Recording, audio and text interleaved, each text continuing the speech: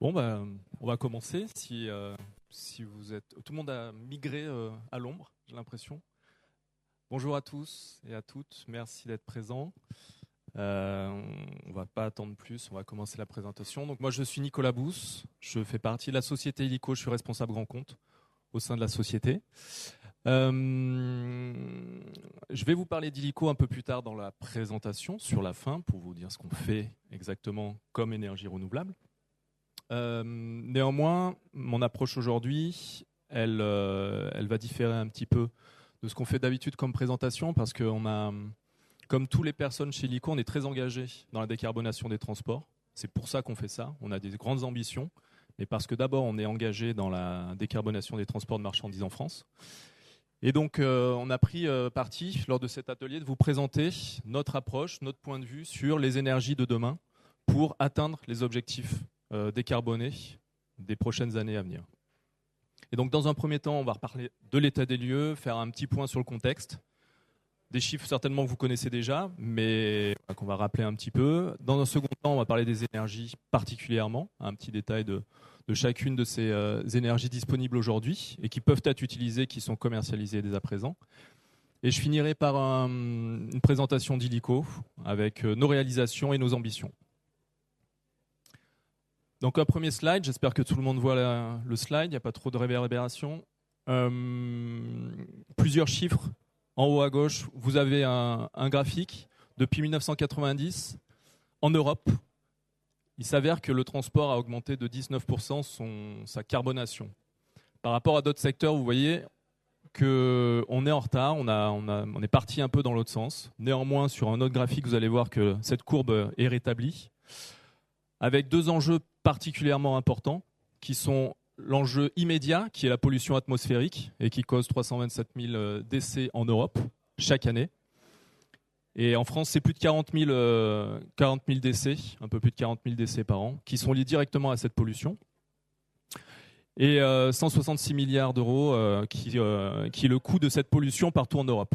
Donc l'urgence, bien sûr, elle est de décarboner, vous le connaissez. Le premier effet, c'est la pollution directe, qui est liée aux usages de nos transports. Et le second impact, bien sûr, vous le connaissez également, c'est l'effet de serre. C'est les gaz à effet de serre qui provoquent le réchauffement climatique et le dérèglement climatique également. Et le transport a toute sa part là-dedans. Et c'est pour ça que nous sommes très engagés pour vous donner des solutions, chargeurs et transporteurs, pour décarboner ces transports. Aujourd'hui, un peu plus de détails sur cette courbe, cette fameuse courbe. Ce qu'il faut voir là-dessus, c'est l'impact global des décarbonations.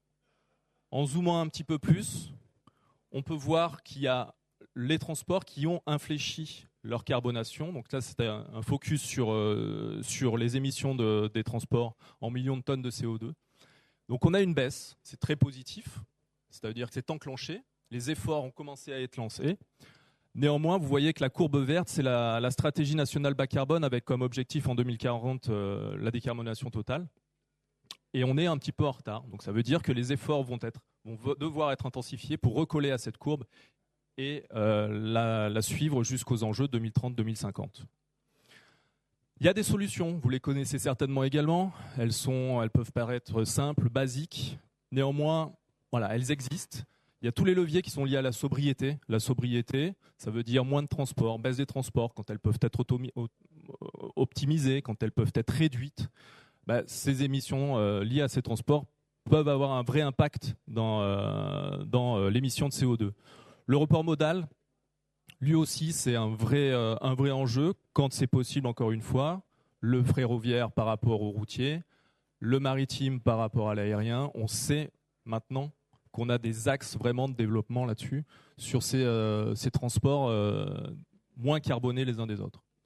La densification des chargements, j'imagine que vous êtes tous déjà au fait des possibilités, mais il y a encore des efforts à faire en termes d'optimisation de transport et de trajet et de chargement. Les leviers technologiques, ils sont dans l'efficacité énergétique. Basiquement, un véhicule récent va consommer moins d'énergie, va être plus performant qu'un ancien véhicule. L'éco-conduite a toute sa part aussi. Dans l'efficacité énergétique, l'économie circulaire, je crois que ça a été abordé ce matin, Également, l'économie circulaire, ça va être l'usage de véhicules qui ont déjà roulé pour leur donner une seconde vie, ou ça va être des usages de consommation de fournisseurs locaux qui vont permettre de moins carboner votre activité. Et enfin, la décarbonation des énergies fossiles utilisées. Et bien justement, ces énergies fossiles, c'est petit à petit s'en détacher pour aller vers des énergies qui sont moins carbonées et qui vont permettre d'avancer sur ces objectifs de neutralité carbone. Avec toutes ces informations, ce qui est important aussi de se mentaliser, c'est qu'un particulier en France, c'est 10 tonnes de CO2 par an. C'est pour vous donner une échelle de la décarbonation.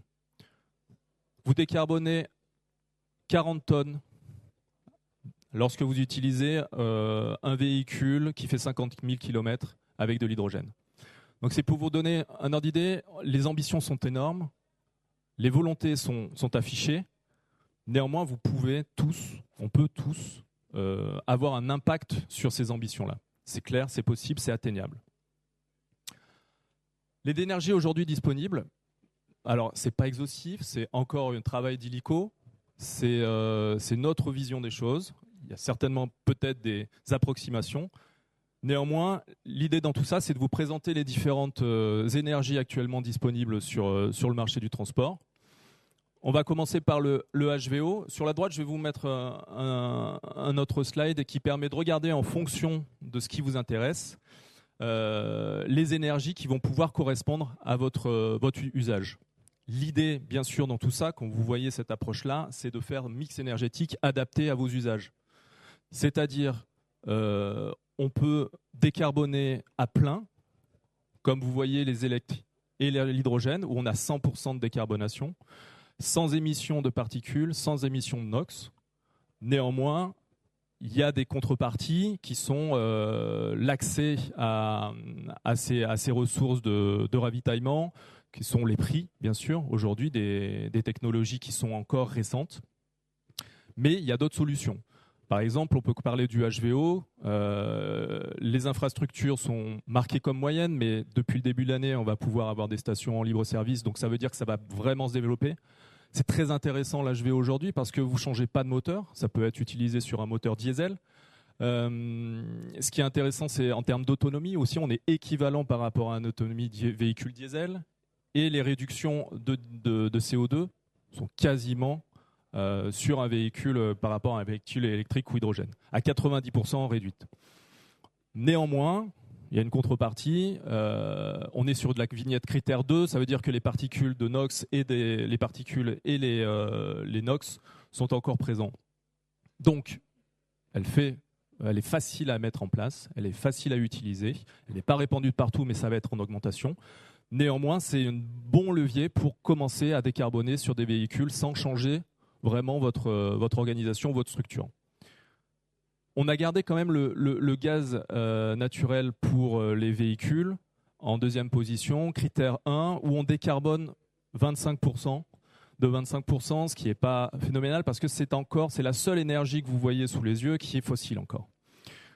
Néanmoins, ça permet de prendre un premier step sur la décarbonation avec des véhicules au gaz et qui permet d'avoir moins d'impact sur le transfert.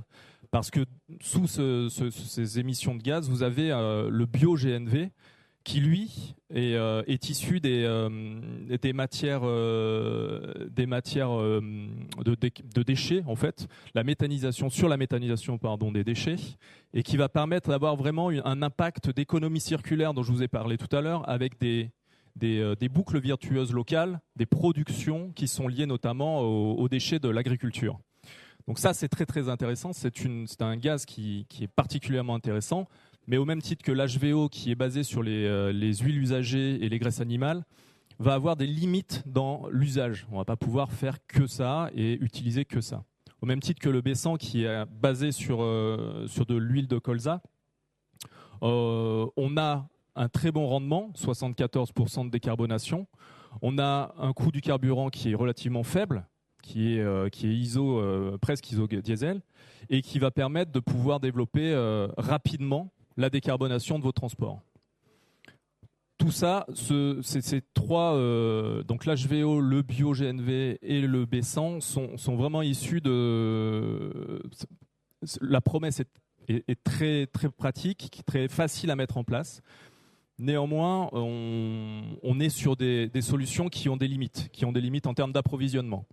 À court terme, ça peut être une solution. À moyen terme, ça ne pourra pas remplir les enjeux, les ambitions qui sont annoncées de décarbonation totale. L'électrique et l'hydrogène, elles sont en bas. On connaît donc leur performance, que ce soit sur de l'électrique avec une décarbonation totale.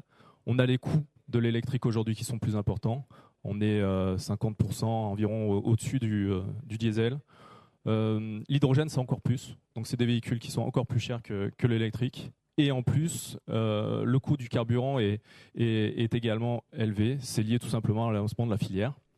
Néanmoins, sur l'hydrogène et l'électrique, on va pouvoir bénéficier d'aides, de subventions qui vont permettre de mettre ces premiers véhicules, enfin ces véhicules sur la route et de pouvoir faire lancer la dynamique collective. Plus particulièrement sur l'hydrogène et la batterie électrique, on a une similarité en fait des avantages qui sont pas de NOx, qui sont pas de particules fines, une technologie qui est prête et déployable. Elle est déployée donc de l'électrique depuis bien longtemps et sur l'hydrogène avec notre société depuis plus d'1 an, avec des véhicules qui roulent. Les autonomies sont intéressantes aujourd'hui en hydrogène, très intéressantes demain en hydrogène avec des atteintes de 900 km dès 2027 sur les véhicules qui sont prévus de sortir. La batterie électrique 400 km aujourd'hui en recharge à 1h25. Donc ça veut dire qu'il y a eu des performances qui ont été mises en place et qui vont pouvoir répondre à des cas d'usage adaptés, plutôt sur la livraison urbaine, sur le dernier kilomètre sur l'électrique et sur la longue distance, moyenne et longue distance sur l'hydrogène. Les atouts de l'hydrogène, vous avez vu l'entonnoir, je vous rapproche de l'hydrogène pour enfin finir par vous présenter Illico. Ce qui est pertinent, c'est l'hydrogène. Sur des véhicules hydrogène proposés par Illico, on va avoir des véhicules à batterie, mais c'est des batteries de charge. Ça veut dire qu'il n'y va pas avoir des kilos d'emport de batterie, donc moins de consommation de ressources minérales, moins de métaux critiques utilisés. Et on va optimiser la décarbonation avec des électrolyseurs qui sont sur site, in situ des stations de distribution d'hydrogène, ce qui va permettre d'optimiser la production de cette énergie et la distribution de cette énergie sur les mêmes sites. On va pouvoir avoir également une flexibilité électrique en entendant que l'électrolyseur va pouvoir, lors des heures creuses, produire son hydrogène.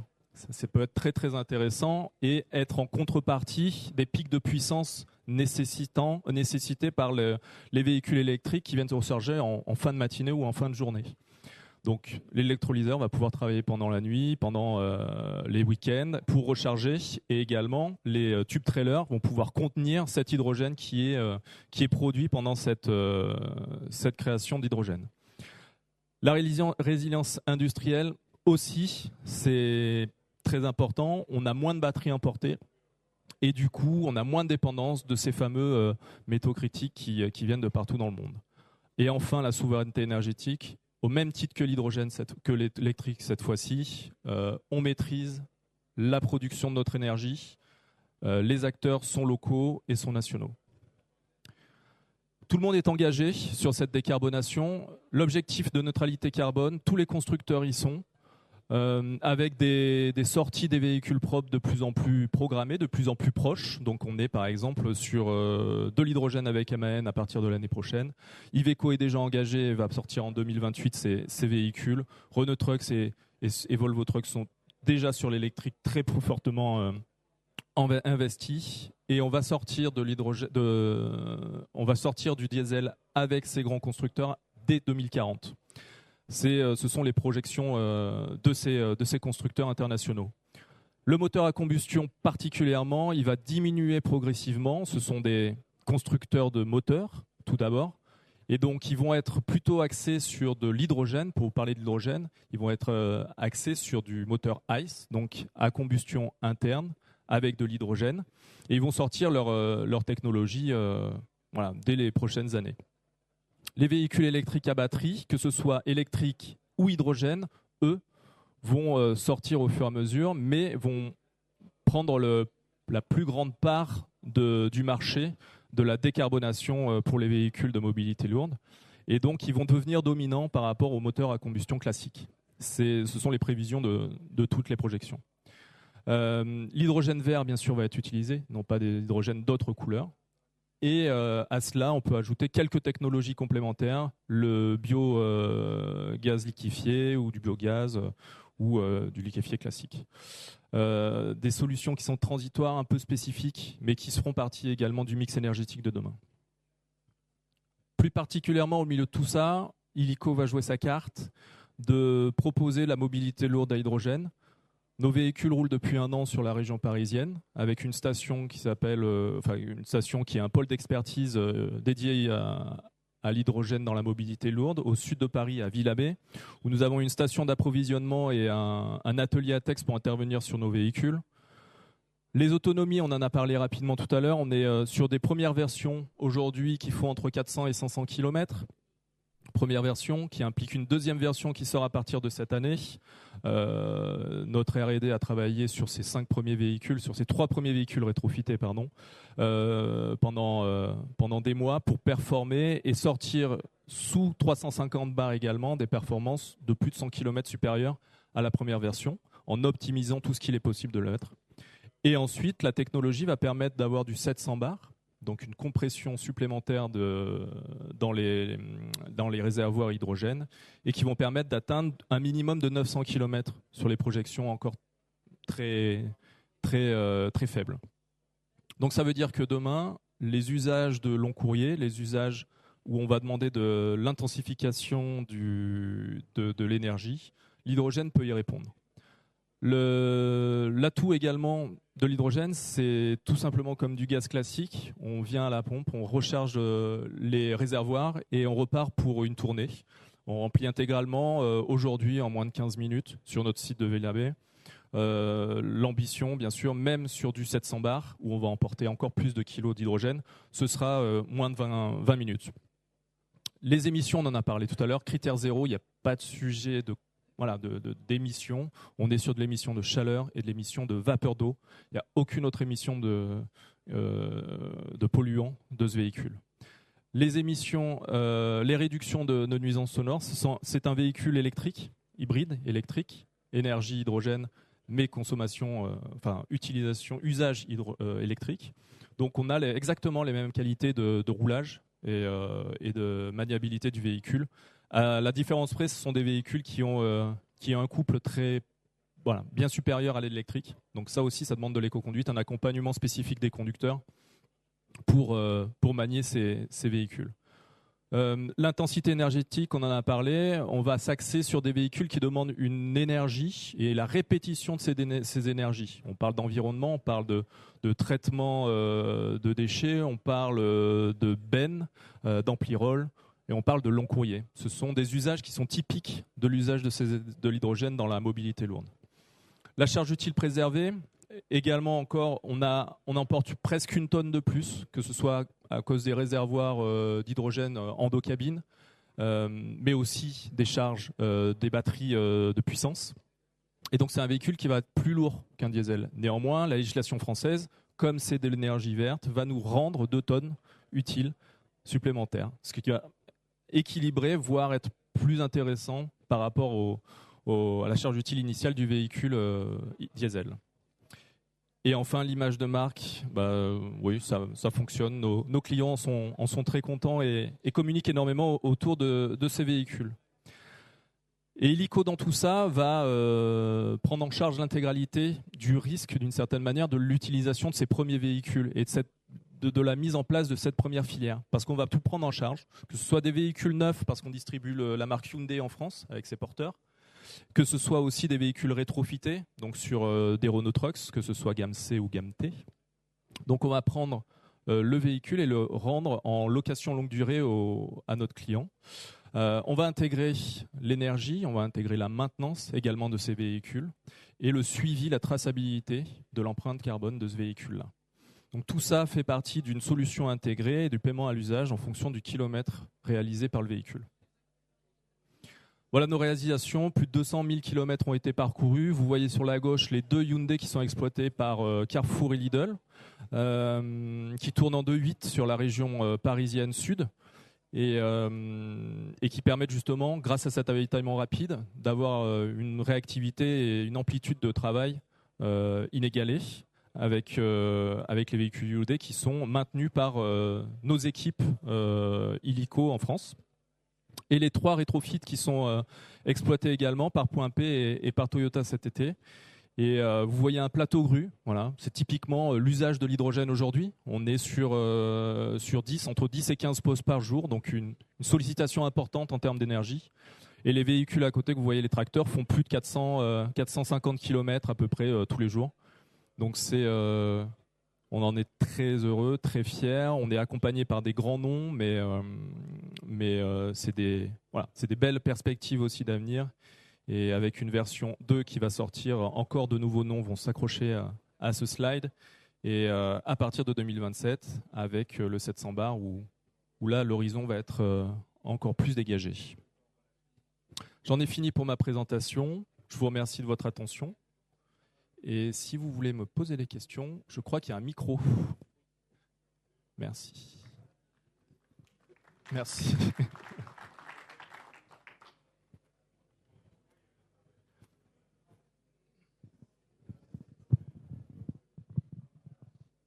Oui, bonjour. Vous parliez des différents carburants, on va dire. Ouais. Le B100 correspond de façon assez proche à l'éthanol, ou c'est pas du tout la même chose? Alors, le B100, on est sur. Le B100, c'est une énergie qui est totalement issue de la culture du colza. Hein. C'est vraiment. C'est un peu différent, mais c'est quand même très intéressant en termes de mix énergétique, le B100. Bien sûr qu'il y a des limites, bien sûr qu'il va répondre à tout, mais non, c'est encore différent. Donc c'est du végétal en grande partie, on va dire. Végétal ? Oui. Alors les biocarburants, c'est B100, BioGNV. Ça veut dire que c'est issu le HVO est un carburant de synthèse, mais issu de matière huile végétale ou de matière végétale. Le bio, c'est les déchets notamment issus de l'agriculture, et le B100, c'est du colza. Et vous parliez des limites, c'est les limites de capacité à le produire. Alors voilà, on les connaît pas encore parce que en fait il y a plusieurs caractéristiques qu'il faut comprendre. C'est que l'HVO par exemple, il y a beaucoup de développement qui est lié aussi à ce lancement de filières. Donc potentiellement ils vont pouvoir élargir leur matière première. Donc ça peut être très intéressant. Moléculairement, on est très proche du diesel, donc ça veut dire que voilà, il y a beaucoup d'enjeux autour de ça. Donc potentiellement, il va y avoir des extensions de ces matières premières qui va pouvoir le déployer plus grandement. Surtout que les stations maintenant peuvent être ouvertes en France et ça va faire certainement un appel d'air, donc beaucoup plus d'investissements en R&D. Donc potentiellement, la HVO va vraiment jouer un vrai rôle et va pouvoir poursuivre sur ces moteurs diesel. Après, il y a des limites de toute façon dans les déchets. Même si pareil, si on élargit la consommation de ces déchets, il y a aussi du bois, il y a d'autres déchets. Mais quoi qu'il en soit, il y aura une limitation. On ne pourra pas avoir ce type d'énergie partout en France. Ça va être compliqué. En tout cas, en quantité limitée.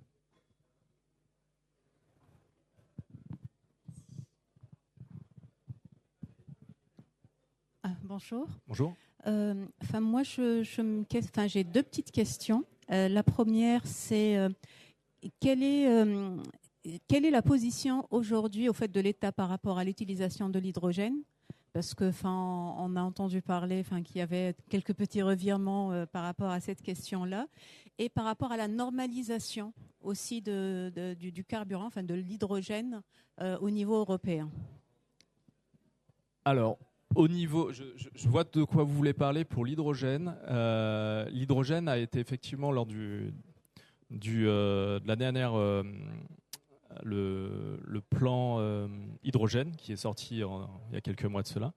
Ce qui a été clair, ça a été pour la mobilité légère que la législation, l'État, considérait que l'électrique ferait très bien le job, que ce soit aujourd'hui ou à l'avenir. Et il ne conseillait pas de l'hydrogène sur de la mobilité légère. Néanmoins, il est quand même mentionné que sur la mobilité lourde, là où l'électrique avait du mal à y aller, qui était privilégié les véhicules mobilité lourde à hydrogène. Clairement, ça a été validé par l'État. Au niveau de l'Europe, pour la vérité, oui, dans l'hydrogène, la vérité d'aujourd'hui n'est pas celle de demain, mais ce qui est sûr, c'est qu'il y a des engagements auprès de l'État et que sur plein d'aspects, on a des validations sur de nombreux véhicules subventionnés en France pour les mettre sur route. Donc il y a quand même eu une impulsion, que ce soit par l'ADEME ou par l'Europe. On a vraiment une volonté. En France, il y a la mise en place de plusieurs corridors hydrogène où on va vraiment pousser le développement de l'hydrogène sur ces zones-là. On peut parler de, pas très loin d'ici, Advanced de Vallée, qui englobe de Nantes à Tours toute une région pour pousser l'hydrogène, l'installation de stations, l'installation de production et bien sûr tous les professionnels autour pour mettre des véhicules autour de ces stations. Donc on a vraiment une impulsion européenne sur ces corridors. Bien sûr, le maillage n'est pas complet et pas parfait. Néanmoins, autour des grandes villes françaises, on a quand même des implantations et des aides pour booster la production et donc l'usage de ces véhicules. Merci. Ben ouais.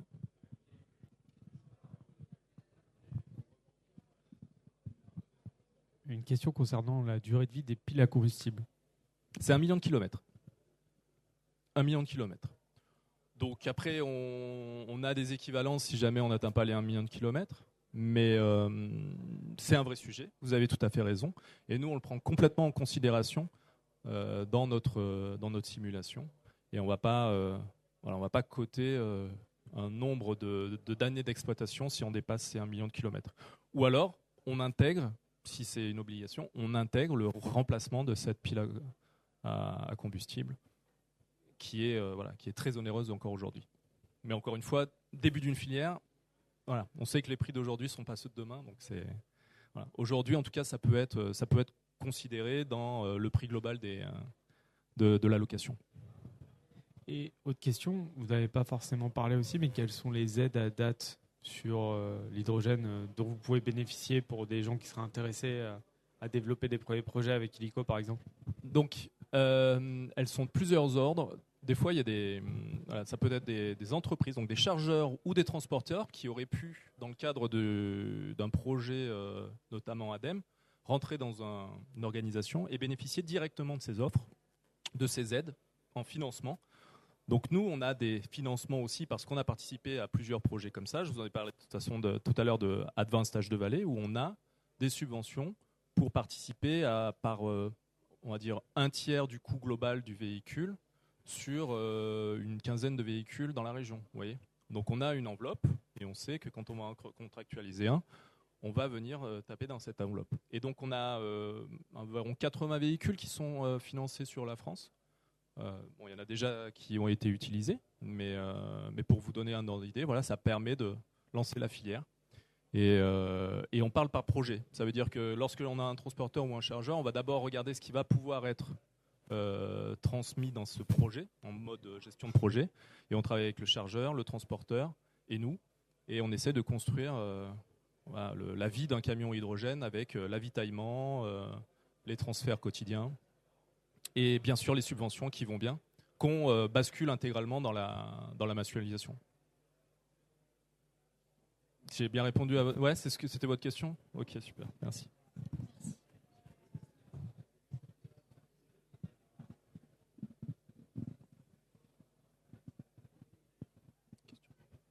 Non, pas de question. Bon, écoutez, je vous remercie de votre attention, merci pour vos questions. Et n'hésitez pas, si vous le souhaitez, on est présent ici et on a un stand à côté.